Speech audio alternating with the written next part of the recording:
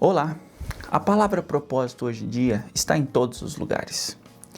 Redes sociais, livros, palestras, praticamente faz parte do nosso dia, como o nosso arroz e feijão. Muita gente já deve ter se deparado para o que eu vim fazer nessa terra, qual é o meu propósito de vida. Jargões como você nasceu para um propósito, você nasceu para algo maior e infinitos outros. Você já parou para se perguntar o que significa a palavra propósito? Porque todo mundo vive para alguma coisa.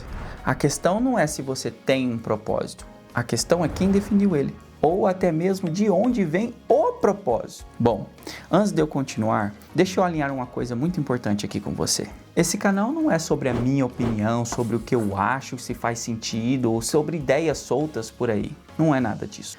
A proposta aqui é pensarmos juntos, ouvir pensadores, observar culturas, e culturas sobre as quais são muito importantes para entender quais são os nossos propósitos, porque cultura modela as pessoas. Vamos juntos buscar o porquê de trás das coisas, qual o propósito em si.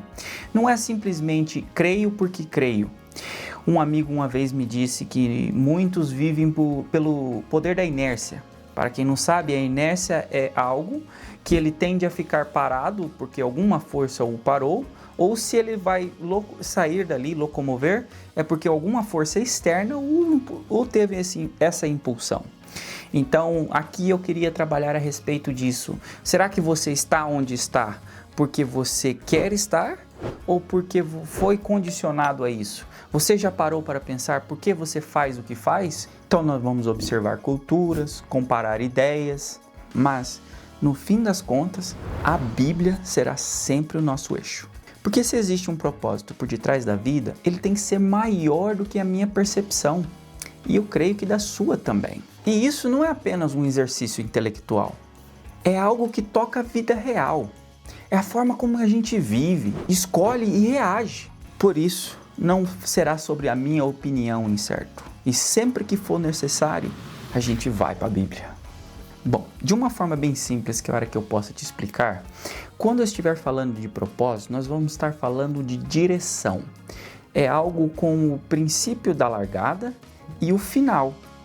Tem uma direção, nós vamos estar caminhando de prol a algo. Talvez como um arqueiro tacando sua flecha, ou atirando a sua flecha, melhor assim dizendo, no seu alvo. Ele tem o propósito de alcançar aquele alvo.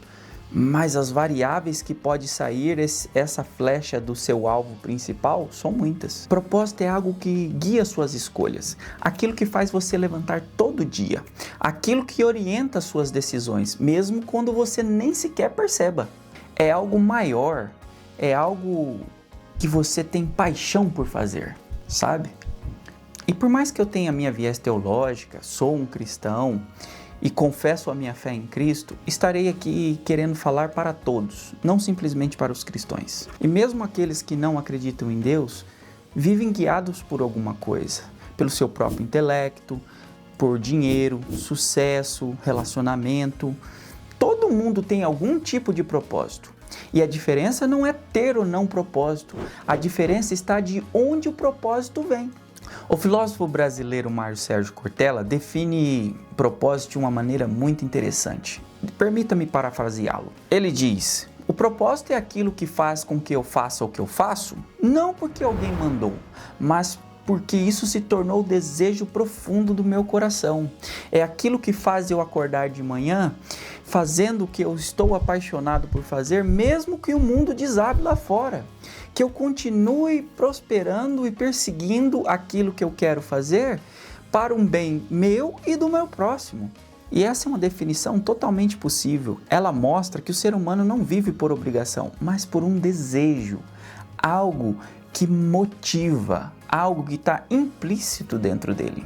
E é exatamente aqui que surge um problema importante e nós precisamos entender, furar a nossa bolha. Veja, se o propósito nasce na forma de um desejo, existe uma pergunta inevitável que devemos fazer. Quem forma esse desejo? Sou eu? A cultura? A família? A sociedade? Porque esse desejo não nasce no vácuo. Eles são moldados, influenciados, direcionados. E se a fonte estiver errado, esse propósito também estará.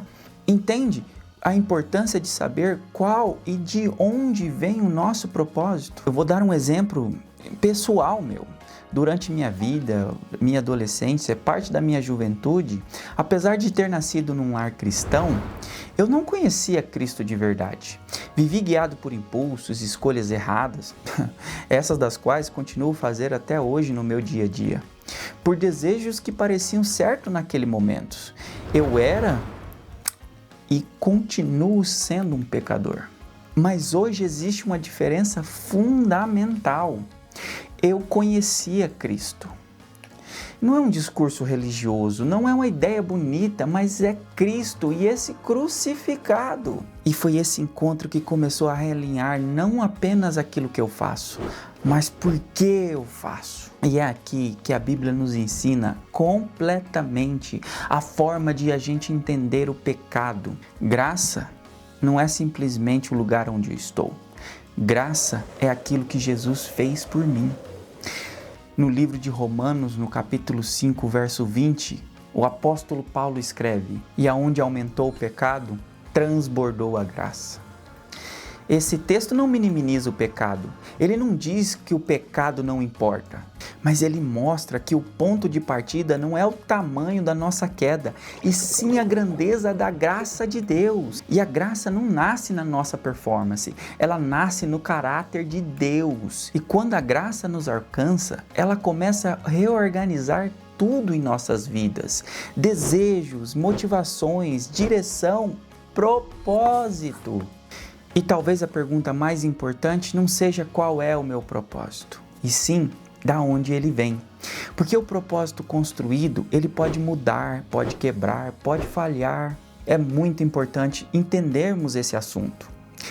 Por isso, no próximo vídeo, a gente vai aprofundar exatamente nisso: o propósito construído ou o propósito revelado. E aí sim, a Bíblia entra com todo o peso. Se essa reflexão faz sentido para você, se inscreva no canal, compartilhe, deixe seu like, faça um comentário aqui abaixo. Estamos começando agora. Você aqui conosco é extremamente importante para o crescimento desse canal. Conto com você e até a próxima.